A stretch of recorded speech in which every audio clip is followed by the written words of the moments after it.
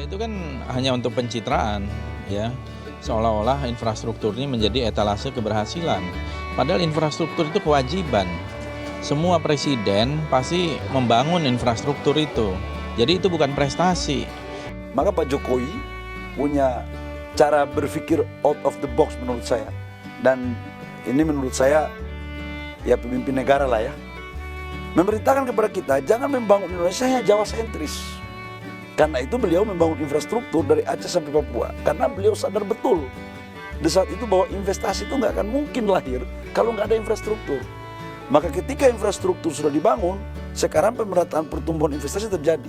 Prestasi itu kalau melebihi dari apa yang ditargetkan. Jadi ini yang menurut saya jangan menipu rakyat lah, seolah-olah itu. Dan saya kira dengan mempercepat ini kan memang mau dijadikan itu semacam seolah-olah prestasi dari pemerintah sekarang. Padahal menurut saya itu bukan prestasi. Itu kewajiban biasa, rutin itu.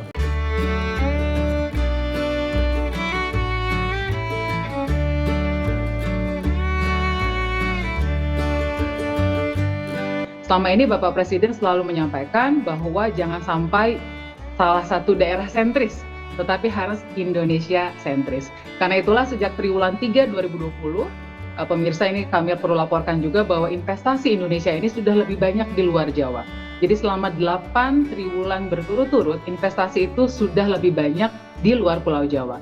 Ini adalah hasil dari kerja keras di periode sebelumnya, Pak Jokowi dan Pak JK yang mengejut infrastruktur. Karena salah satu yang menjadi daya tarik investasi adalah jika ada infrastruktur yang memadai. Sejak 2020 saya sampaikan, nggak bisa kita terus-teruskan. Stop. Ekspor nikel kita stop. Bahan mentah nikel stop. Harus diproduksi di negara kita sendiri. Baik menjadi barang jadi maupun barang setengah jadi. Tapi jangan bahan mentah, jangan raw material. Yang namanya ekspor bahan mentah tembaga. Nggak ada lagi. Kita ingin nilai tambah itu ada di tanah air, sehingga selain memberikan penerimaan negara yang semakin besar, berupa pajak, berupa royalti, berupa penerimaan negara bukan pajak, juga bisa membuka lapangan kerja yang sebesar-besarnya untuk rakyat kita.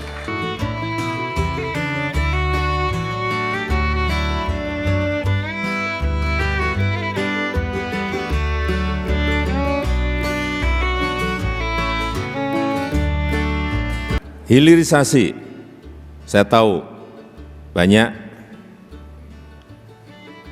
yang di Kadin ini punya tambang-tambang, termasuk ketuanya. Ini sudah tidak bisa direm. Saya sampaikan, nikel yang dulu ramai waktu kita stop 3 tahun yang lalu, datang ke saya banyak sekali, termasuk yang dari Kadin juga banyak. Pak, ini kita belum siap, belum. Kalau saya nunggu siap kapan?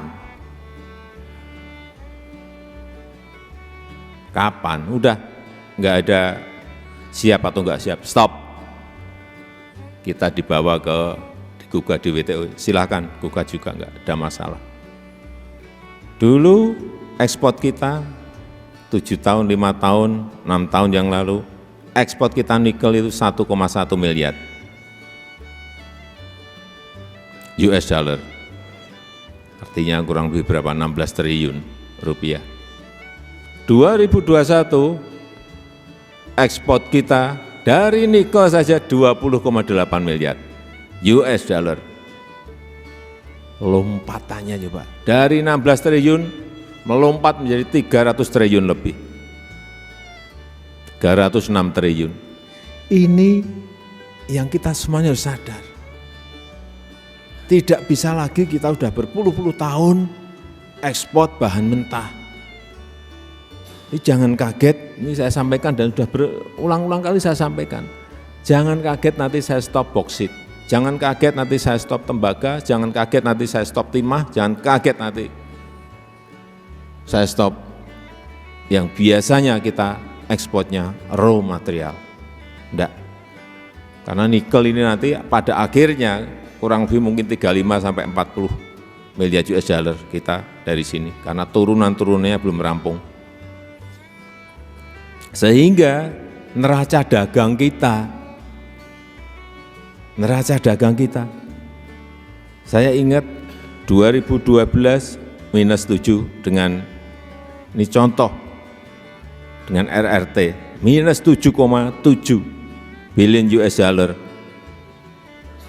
2021, karena kita sudah ekspor besi baja, menjadi minus, defisit kita minus 2,4 miliar.